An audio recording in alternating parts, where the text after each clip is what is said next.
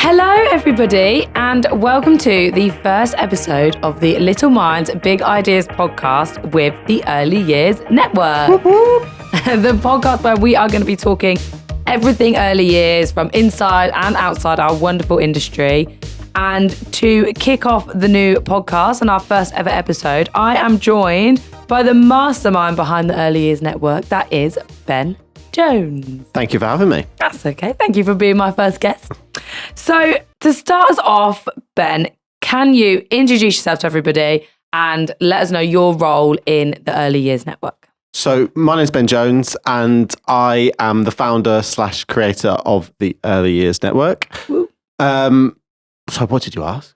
Your role. My role. My role's a bit of everything from cameraman to in front of the camera to all the bits behind it in terms of liaising with who we've got building the website, to liaising with potential people coming on the classes and running our courses with us. Literally anything and everything I've had to learn over the last year or so. You're a master of all trades in this at the moment now, aren't you? I wouldn't say master of any trades. Sort of blagging my way through learning editing, learning the audio. It's been fun. Do you think it's been important that you have been involved in all those aspects of building this project? Of course. I mean, it's one of those things where you've got a goal in mind, you've got a target, an idea in your head of what you want something to be. And then every step that we've gone, you've gone, oh, what do you mean I can't just plug a mic in and record a podcast? Why does that not work? You've got to learn about the audio and how to edit the audio and how to set things up properly. And it's the same with the camera. When we first started out, we put the camera on and then the first video we ever did, I remember, was horribly out of focus because it was on manual focus rather than auto. And it's just like little things as you go along, you learn, you go, oh God. But no, it's been fun. Learning curve, but fun. And hopefully the quality gets better and better. And that's the whole point of the Early Years Network. I'm hoping that in 1 year, 2 year, 3 year, 4 year, our content will evolve more and more as we get better and more high tech pieces of equipment and you name it. Definitely. I think it's been a good place to learn what is going to make the training videos good quality, and we want them to be of top quality. So that leads me really nicely into my next question for you about the Early Years Network. If you were going to explain the platform that we are creating to somebody inside the industry, how would you tell them about it? How would you describe the project that we're doing? I think the easiest way to talk about the Early Years Network is if you split it into like two compartments. So compartment number one is the product that we are giving people who work in the industry.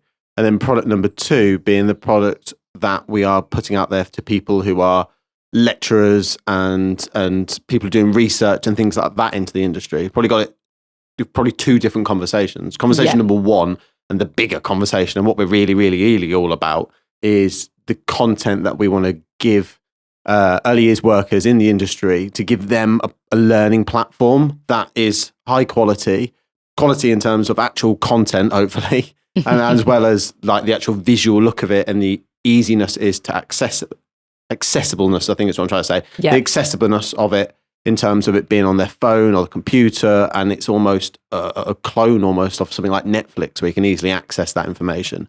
To give them then a real good learning hub, well, they can use for training purposes, from education. That's someone right from they've just joined the industry all the way to someone who's got their level 6 and they've been working in early years for decades. I think that's the trick, trying to get content that will help people through their level 2s, level 3s, whatever they might be doing, but also feeding learning and information for someone who has done this for so long.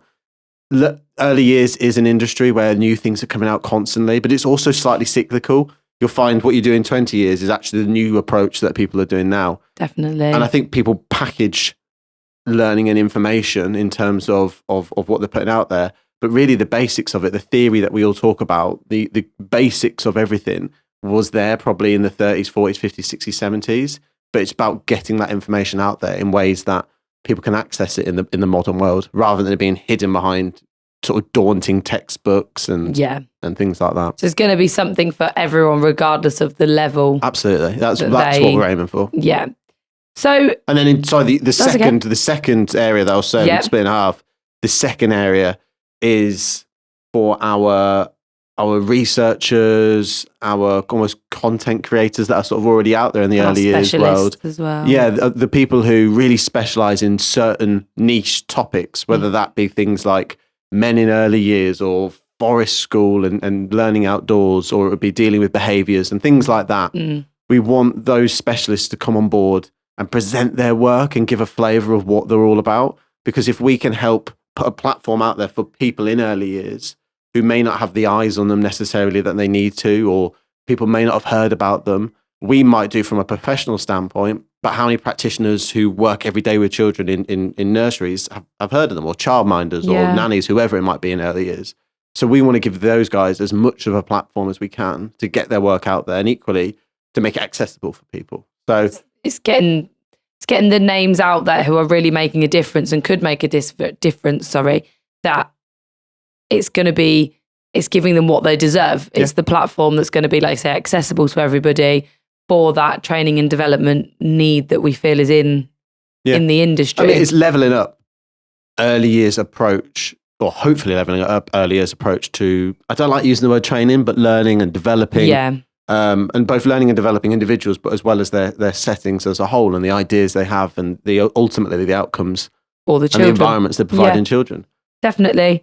I think we've kind of covered a lot of stuff, but what for you were some of the key factors in, no, I feel like the industry needs a platform and a space full of meaningful learning and development opportunities? What was it that kind of led you to think, no, I think that we as an industry deserve to put all these people in one place?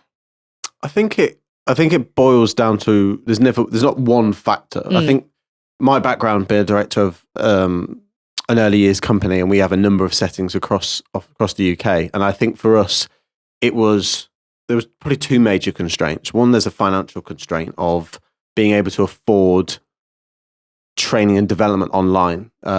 And one, two, it also existing. There's not a great deal out there in terms of mass that's affordable. If you buy individual training things that are out there, often you're talking anywhere from 30 to potentially £120 for a collection of videos, which when you scale that up to how many people you may employ, but 60, 70, 80 people, it's very expensive. Definitely. The difficult, especially in this current environment we find ourselves in financially.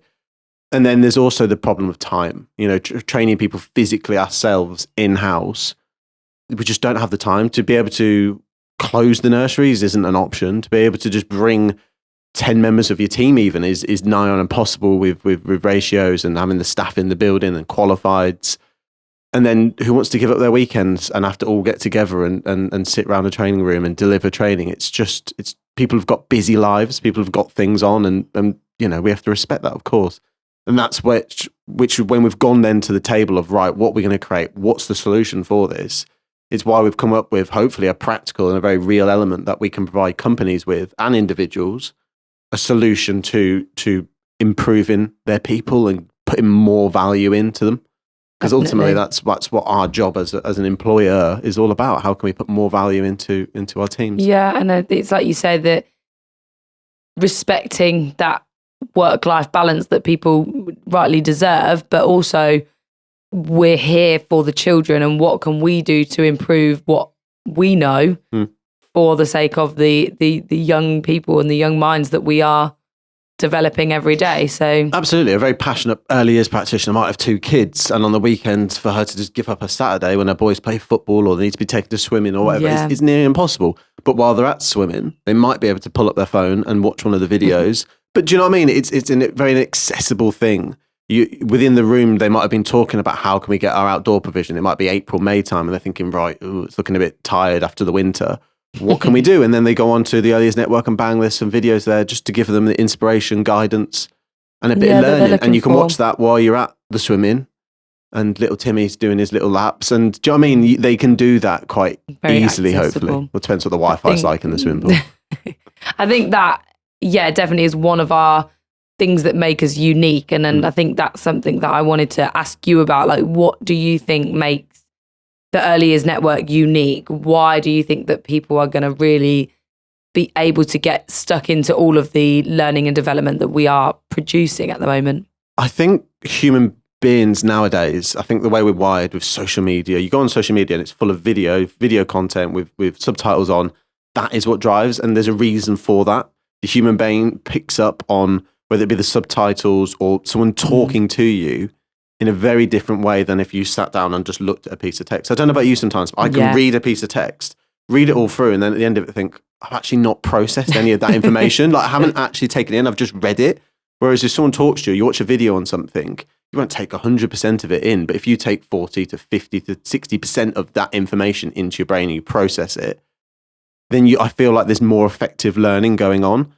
Yep. And I just feel we don't have anything, even on YouTube. You go on YouTube, there's a lot of very black and white type early years videos out, and it's normally a robotic voice of some kind, AI talking to you, and it just doesn't, I don't feel like there's quality learning there.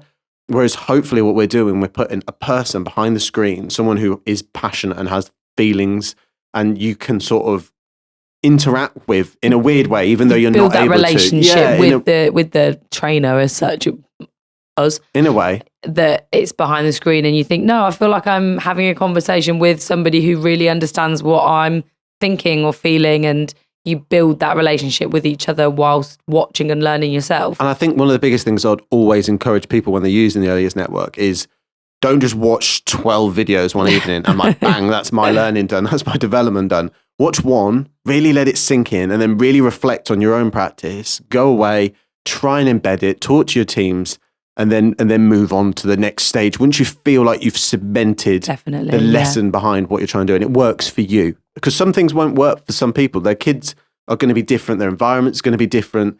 So whatever it might be, what they're trying to install or work on might take longer. And I think rushing through all of our videos just to say you've completed them isn't what we're going after.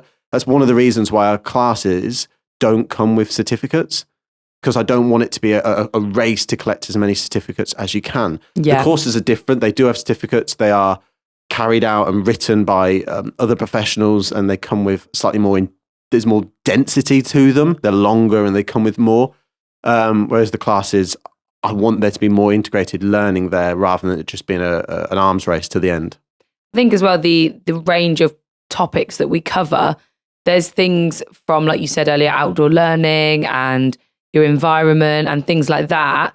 But essentially, there's also things all the way from HR tips, how to engage with people joining your setting or your early years provision, why transitions are so important. And it's all about watching those videos and, like you said, reflecting on practice. We've got a whole video on reflective practice and the importance of reflective practice in what we do in an industry. And I think you've put it perfectly in that we don't want people to race through them all. They need to absorb what they're doing and then come away from it and really reflect on, okay, we said we wanted to look at outdoor learning. I've watched this video. We've all watched this video. What do we all take from it?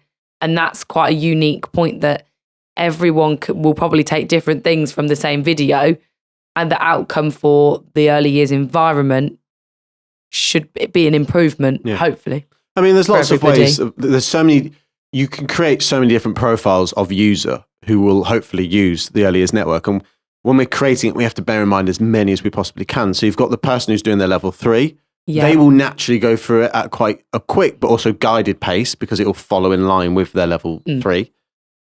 Though there is far too much in that level 3 anyway, to be honest with you. But then you'll have the professional that maybe runs a room and has an idea of something they want to incorporate into their room, or they're part of a setting and they want to incorporate something in. So they'll specifically find something, whether it be outdoor learning or they've got behavior management, they want to have some more training on behavior management, whatever they might be looking for. So they've got that learner who will fixate hopefully on one aspect of it and probably use it in the most natural way in terms of focusing on the area, embedding it into their practice, revisiting. And then you'll have team lead or company leaders, company management, who want to use the Early Years Network to provide their teams with almost a training and development wing of their company, a department of their company. Because it's very hard for early years businesses to have a HR department, a training department. We just don't have that level of income to be able to employ teams of people to carry out that aspect of it. So they will use it. And then it's really up to that manager, that leader, to ensure through the tools that we have in place on the system, because we have analytical tools on there, We have data management so people can see what their teams are using, what videos they're using, how much of it they're watching, the amount of pickup rate. And so they'll be able to manage that element of it to ensure that their teams are really getting the most out of it they can, and they're using it in the ways they want them to use it. No, definitely. And I think it's giving leaders within the industry a chance to take hold and be accountable for the development of their own staff, because they can, like you said, they can see who's engaging, who's not. And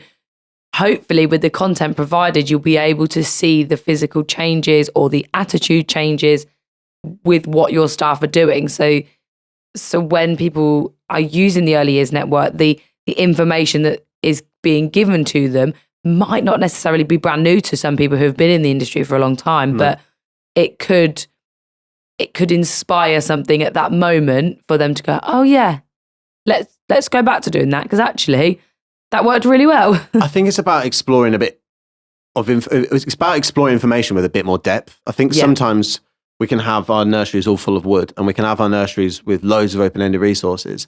But then actually, if you peel away that layer and really explore the reasoning behind it and why, the depth isn't always there, we've found. And sometimes you can find you're doing things because you've either seen it online or you've been told that's how to do it, but no one's really explained why or gone into depth. And the theory's there, the ideas are there, and that's what we're trying to give. We're trying to give people the best ways that we think, or present them a plethora of ways of how to educate children, because there's no right or wrong answer, really. Yeah.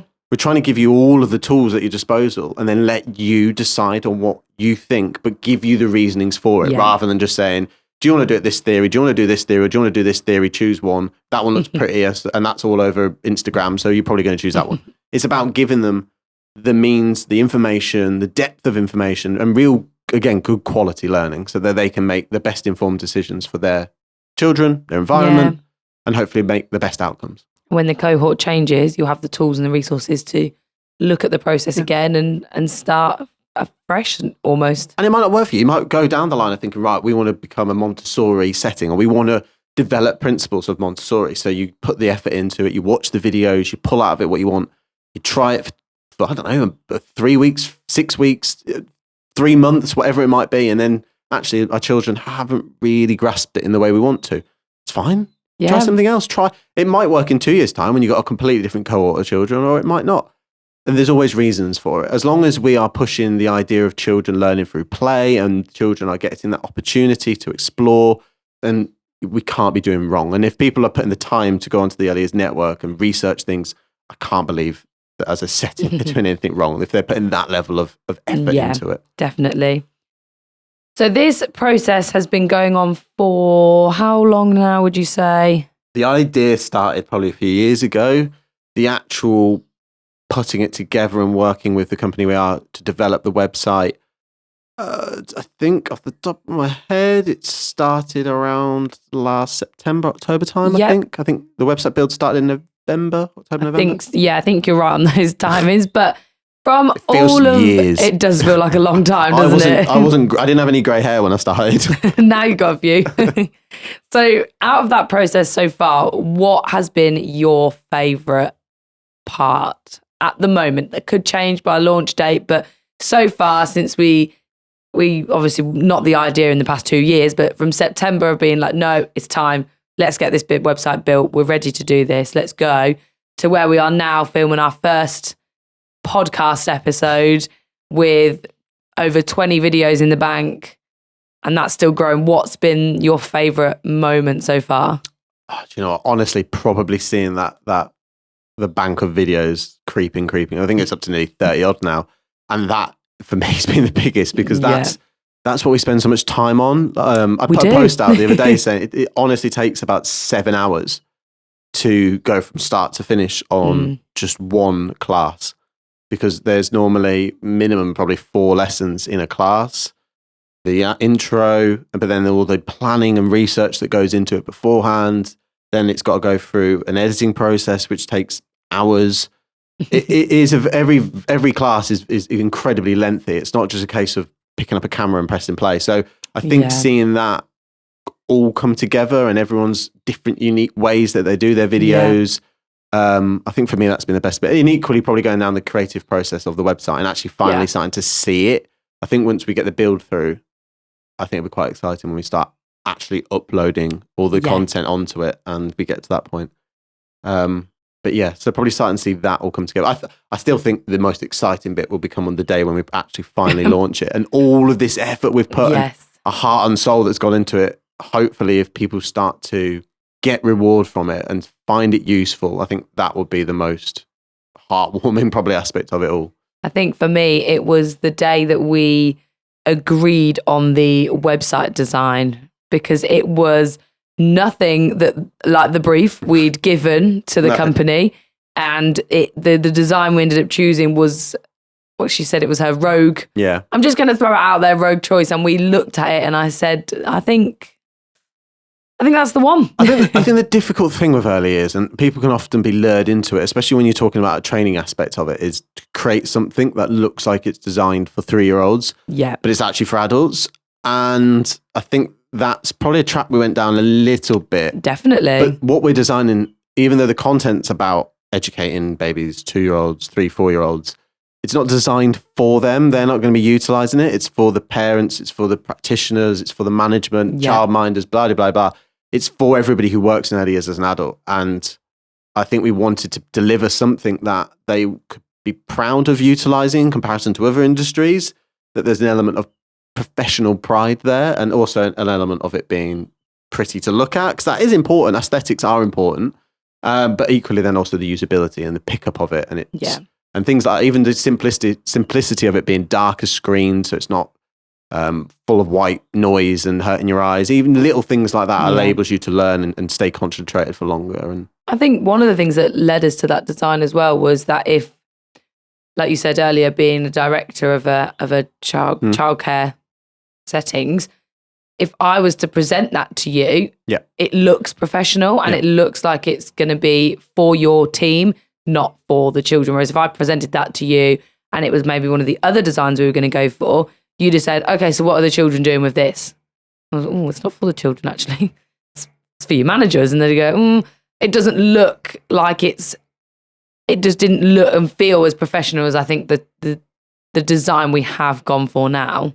Oh yeah, I think they were two important more than two important factors. There was a number of factors that went into actually designing the site and eventually, hopefully, the app. But I think there's a few main areas, to be honest with you, but I think the accessibility of it had to be easy to use. It had to be simplistic. If it was a complicated thing to use, it would never have worked. No. I think secondly, it had to, like you say, look professional, because end of the day, there has to be that element of professional pride. So even if you're an individual who just works in a nursery and your nursery hasn't invested in it, you as an individual want something you can be proud of and to utilize in your industry.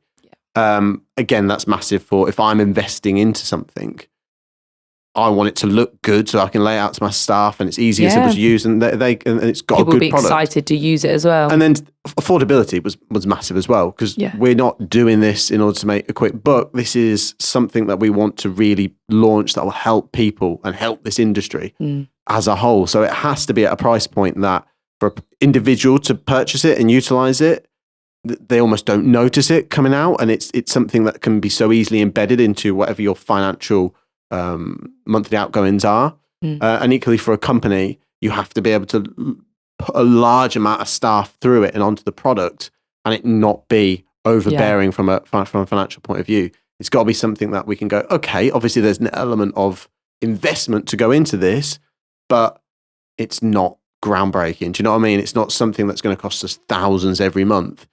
In fact, nowhere near. So I think that one of the main goals for us was to make a product that was high quality, easy to use from a functionality point of view, and cost efficient. Definitely.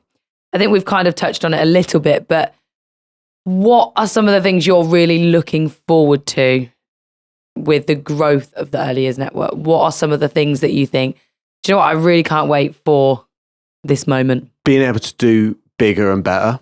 Yeah. I think I think the ambition of everybody who works with the network is to do more and to do better and to be able to just push the boundaries of what early years learning is and what early years development is, because the more it's a success, the more that people support the idea, the more that we'll have the capability to go bigger production, get more people involved Yeah. and to deliver learning at a higher level, yet with the same principles in place, that it's easy access from a functionality point of view, it's easy access from a price point of view, and we're catering for everyone and all types of learning.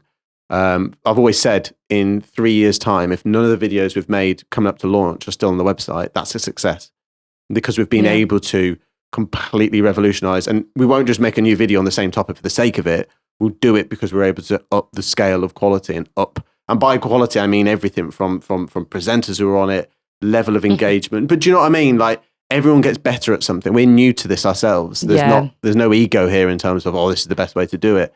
We're constantly looking for areas that we can improve and make content better, and ultimately make learning easier for people and share that knowledge.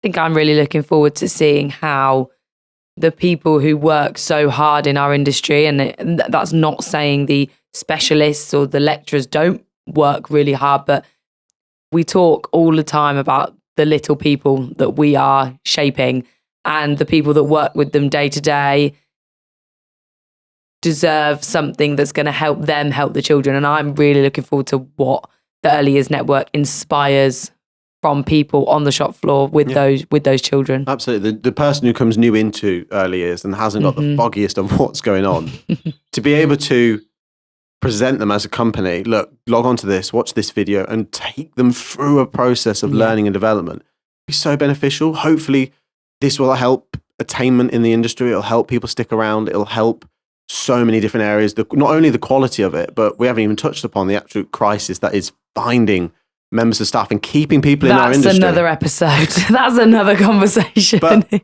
hopefully this is something we're trying to help, and this is something that hopefully the network can have. Because if you walk into a preschool room that's got, let's say, 40 odd preschoolers in it, it can be really it can be really daunting, and it can be overwhelming.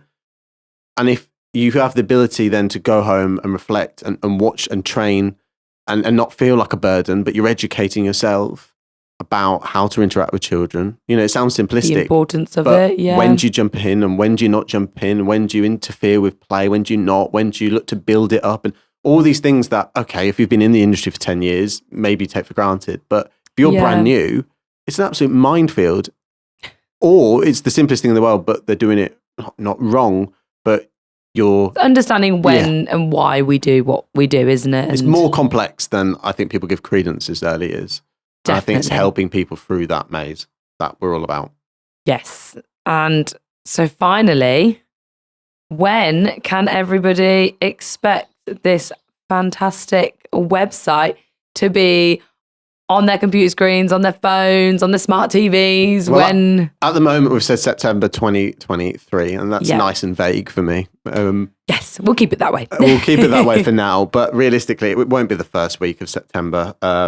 We get our hands on the website finalized probably sometime in July, I'd imagine. Mm-hmm. Gives us August to dummy it, play with it, make sure it works, make sure everything's great from behind the scenes as well as up front, just to make sure we're not launching something that's inadequate or doesn't work or there's bugs or there's flaws. You know, we want to make sure when we launch it is suited and booted, ready to go and robust. So then you're looking at September for people to get their hands on it. And I think realistically, a soft launch mid to late September is very realistic. And it's well timed in terms of new academic year, fresh start.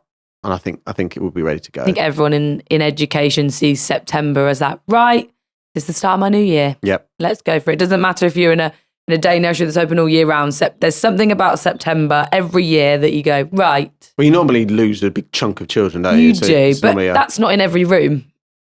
No. So, but still September just feels like, it's like our New Year's Eve on the end of August, isn't it? Ready for... New year, new me. Exactly. So I think we have summed up the Early Years Network quite well. I think so. I hope people are excited and I hope people are looking forward to it dropping.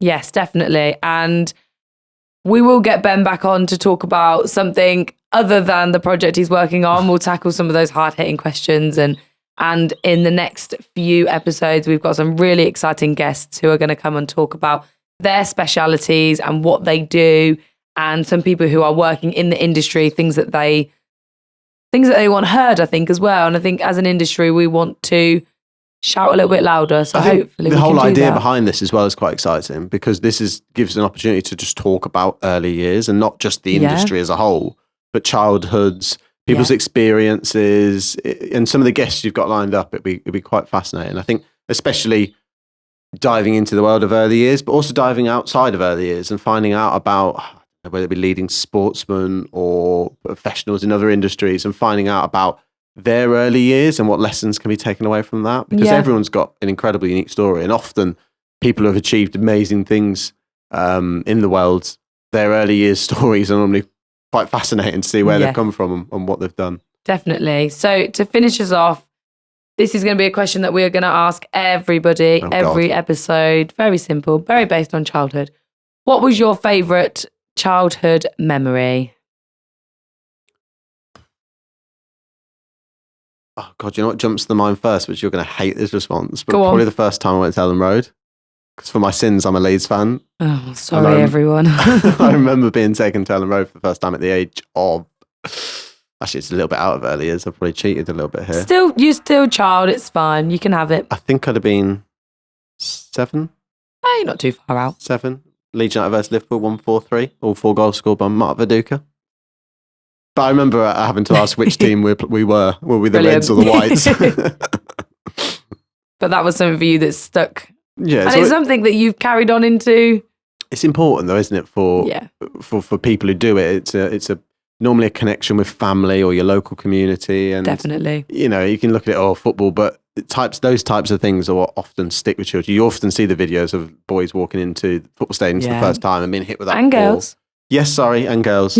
And being hit with that amazement of awe of what's around them and that gravity. So that for me was probably the thing I remember. Amazing. Or playing sport. Thanks. So that is the first episode, or the pilot episode, however we are going to put it out there as, for the Little Minds Big Ideas podcast. Happy? Yep, no, absolutely smashed it. Thanks. Did well. So that is it from us for this episode. We hope that you are really looking forward to the launch of the Early Years Network. When are we going to get more? When are we going to get more episodes? More episodes. That's what we want, more. I'm putting you under pressure now. You do this to me with September. End of June, beginning of July. The rest of our episodes will be trickled out to you every 2 weeks, I think. Because I'm seeing the list of people who are going to be on. Just getting them to us. I just need those episodes. Getting them here. So once we are with us, let's say beginning of July, we'll have some episodes ready for the wonderful listeners. Is that okay? I can't wait. Me neither. I'm very excited to meet such wonderful people and hear some fantastic and amazing stories. So really looking forward to it. And like I said, I hope you are all looking forward to the launch of the Early Years Network as much as we are. We are putting in lots of effort behind the scenes. And the thing is, once it's launched, that's not it. Every month we get new content. We'll be pushing it probably more than ever once we've launched, because then we haven't got all the build and all the other behind the scenes stuff to worry about as much. It's purely just, right, where do we need? Where are the holes? What's the content we can deliver? How can we do more? I could have Ben talking about the Early Years Network probably for another 3 hours. So I'm going to save you all that conversation. We'll pull him on to talk some other early years topics, I'm sure. But for now, thank you so much for listening. We really appreciate it. And hopefully we will see you in the next one. See you later, everyone. Thank you. Bye. Mwah.